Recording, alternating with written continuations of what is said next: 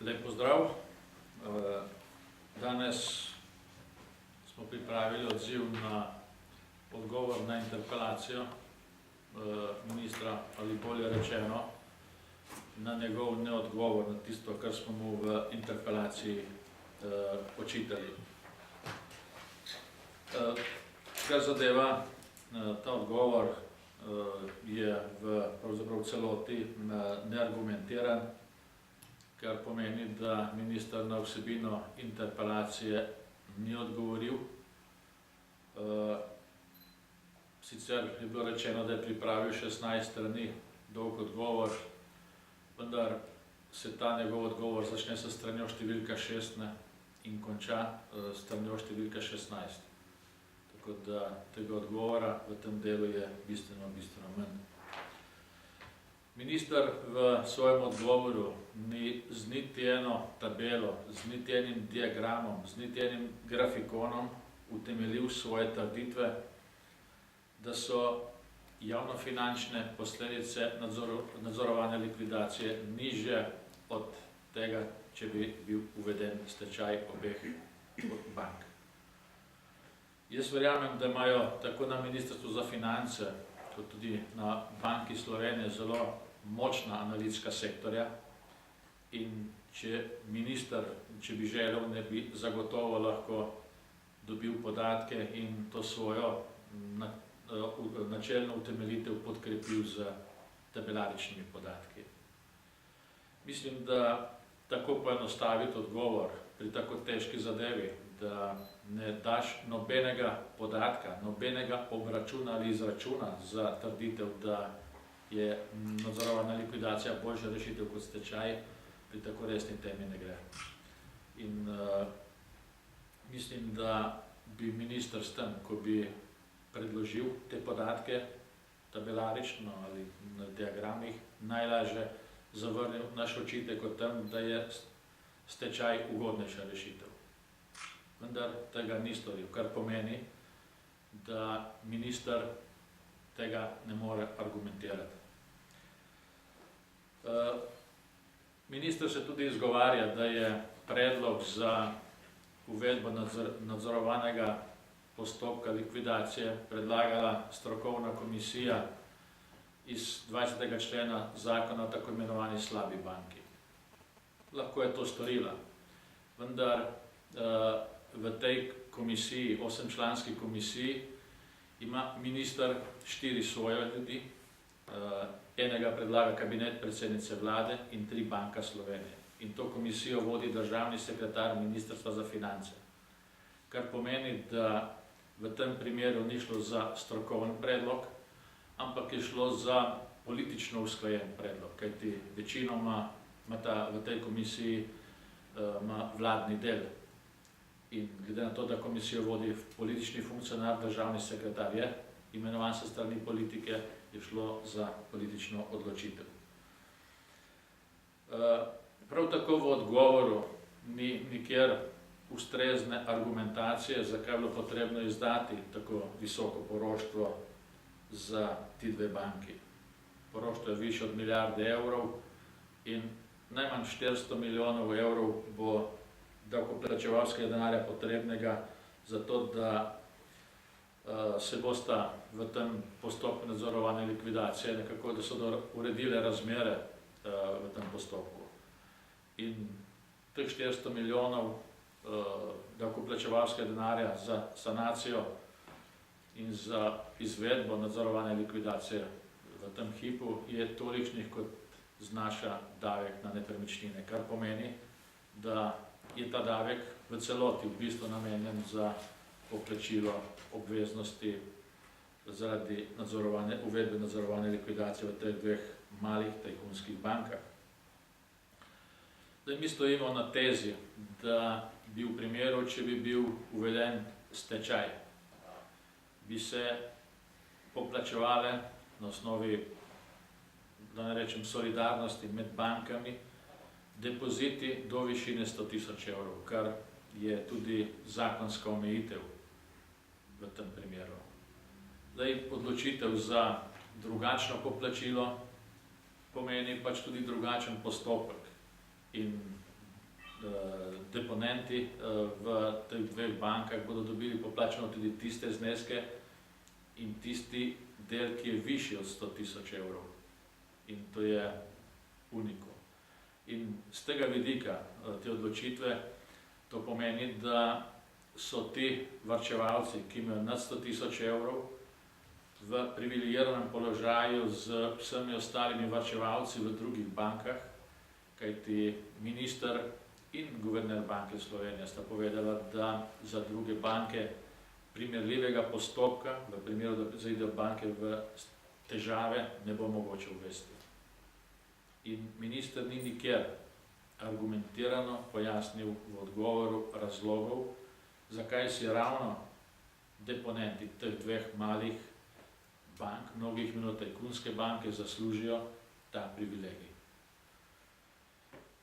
Drugo, kar je, pomeni, da bo ta postopek nadzorovane likvidacije, to je povedal tudi minister, precej dolgotrajen. Trajal bo nekaj let, lahko tudi 10 ali več let. Samo za začetno fazo je potrebno milijardno poroštvo v višini milijarde evrov, vendar v nadaljevanju nadzorovane likvidacije so lahko pojavljale dodatne finančne potrebe. Najbrž se bodo, ker so pojavljali tudi dodatni stroški z izrednimi upravami, z drugimi stroški, pojavljali so tudi drugi stroški povezani z delovanjem uprav.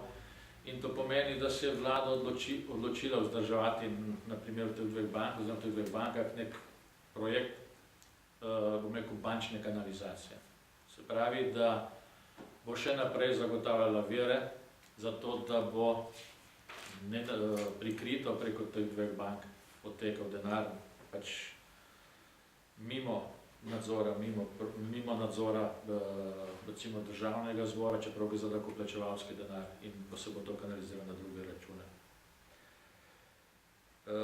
Minister tudi z nobenim argumentom ni zavrnil očitka, da nima enotne strategije reševanja bank. Tudi novela zakona o bančništvu, ki je bila sprejeta pred nekaj dnevi, pritrjuje tej naši tezi, ker se je najprej uredil nek poseben sui generis postopek za dve manjši banki in potem se je z novelo zakona o bančništvu pač uredilo za vse ostale banke.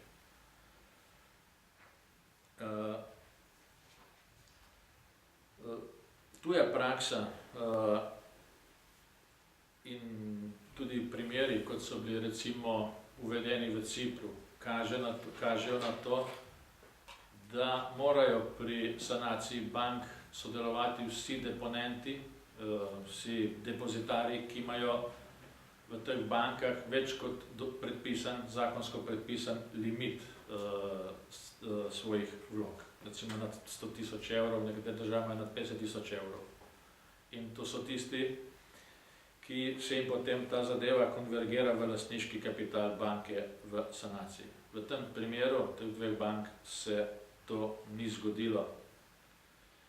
Ne samo, da se je recimo ta podoben postopek izvedel, recimo na primeru ciprske banke Laiki, in to zdaj nedavno, tudi Evropska komisija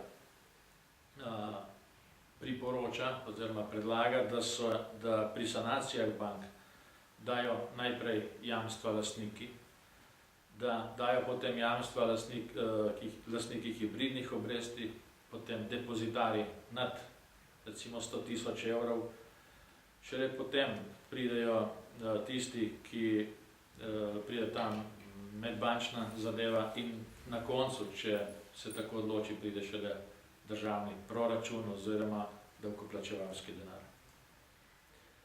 Zdaj, minister pravzaprav z nobenim stavkom ni odgovoril, zakaj pri nas stvari potekajo drugače, ni odgovoril, zakaj ti depozitarji, ki imajo nad 100 tisoč evrov, ne sodelujejo pri konverziji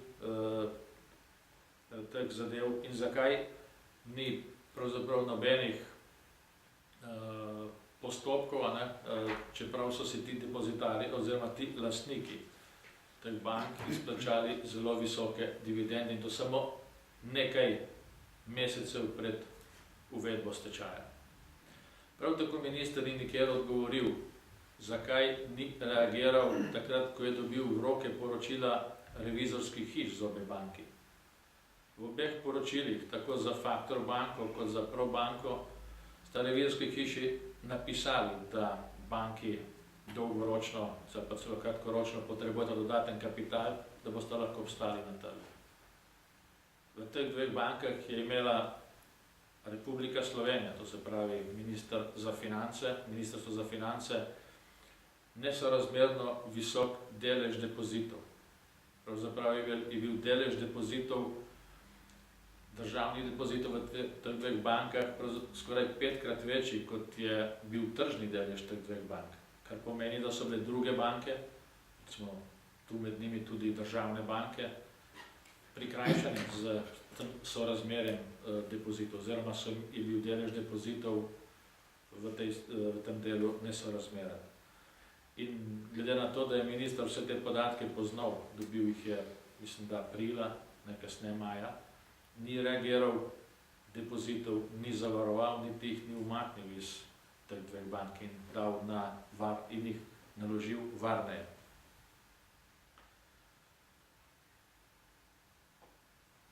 Dodaten problem pa je tudi to, da tako ministrstvo, kot tudi posledično koalicija v državnem zboru ščiti vse tiste, ki so sodelovali pri projektu, lahko rečemo, izčrpavanja teh dveh bank. V zadnjem mesecu, ali pa mesecu in pol, je bila kar 3-krat priložnost v državnem zboru, da bi izglasovali ali ustrezen sklep ali ustrezen popravek zakona, kjer bi se pač obelodalili tisti, ki so imeli koristi in imajo sedaj tudi upravičenja iz te nadzorovane likvidacije dveh bank. Koalicija na predlog vlade, na predlog ministra za finance je vse te predloge zavrnila. In pač to govori o stanju duha na tem področju. In očitno obstaja na področju bančništva nek bančni monopol, pravzaprav, ki je ključen za razbitje katerega je ključno za to, da se država sploh začne s procesom prestrukturiranja in pa procesom izhoda iz krize. Zdaj, ker pa zadeva razširitev Širclja, pa bi bilo dobro, če bi se minister skliceval na dejstva in ne na mnenja nepristojnih inštitucij. Da je očitati gospodu Širclju, da je bila v njegovem primeru, njegovega imenovanja in opravljanja dveh funkcij nezakonito stanje, to vlada ne more ugotavljati. To, da je nekaj nezakonito, lahko ugotovi samo sodišče. Vendar vlada ni sprožila nobenega postopka, kaj šele, da bi v tem postopku bilo ugotovljeno nezakonito stanje. Prav tako vlada ni sprožila nobene spremembe zakona o slabi banki, da bi pač postavila novo razmerje v tem zakonu in bi se tam pač določilo ta nezdružljivost. To je bila zakonska podlaga. Tudi tega ni storila. Prav tako nista ne vlada, ne koalicija v tem državnem zboru sprožila nobenega postopka, recimo obvezne razlage določbe zakona. Državni zbor je edini pristojen za določitev oziroma za obvezno razlago, kaj je v določenem primeru zakonito ali ne. Noben drug organ tega ne more storiti. Prav tako ni bilo z vidika neustavnosti sprožen noben postopek pred ustavnim sodiščem. In zgovarjati se na to, da je vlada pridobila dve mnenji, od tega je eno mnenje službe vlade za zakonodajo, drugo pa mnenje v tem primeru nepristojne komisije za preprečevanje korupcije, je neprimerno. To je isto, kot da bi se na primer vlada sklicevala na mnenje, ne vem, Urada za podnebne spremembe, ne, ki bi ta dal ne, v primeru ugotavljanja skladnosti državnega proračuna s fiskalnim pravilom. To je nekaj podobnega. In tu kaže, ne, da je ta postopek bil političen tudi izjava gospoda Lukšiča, ki Širclju ni očital ne nestrokovnosti, ne vem, ničesa drugega, ampak je samo dejal, da je bilo potrebno gospoda Širclja razrešiti iz drugih razlogov. Se pravi, drugi razlogi, če ni vsebinskih, so samo politični. In minister na to pravzaprav ni odgovoril.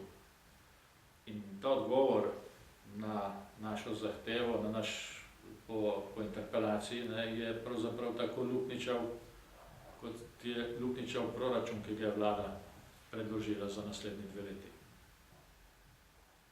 Tam je tudi Evropska komisija zdaj naknadno ugotovila za 1,5 milijardo luknje, ne, in v tem odgovoru, ne, je vse to, je cel odgovor koncipiran tako, kot je pač pripravljen državni proračun. Z velikimi luknjami, nedosledno, malomarno in tudi, volil sem povedal, ta odgovor ministra je malomaren. In jaz sem pravzaprav presenečen, da si minister in vlada, ki je ta odgovor pač sprejela, ne, niti redakcijskih zadev ni opazila, niti vsebinskih dopolnitev ni predlagala, s čimer bi argumentirala odločitev za nadzorovano likvidacijo obeh bank, kar je pravzaprav ključen očitek naše interpelacije, tudi niti tega ni storila.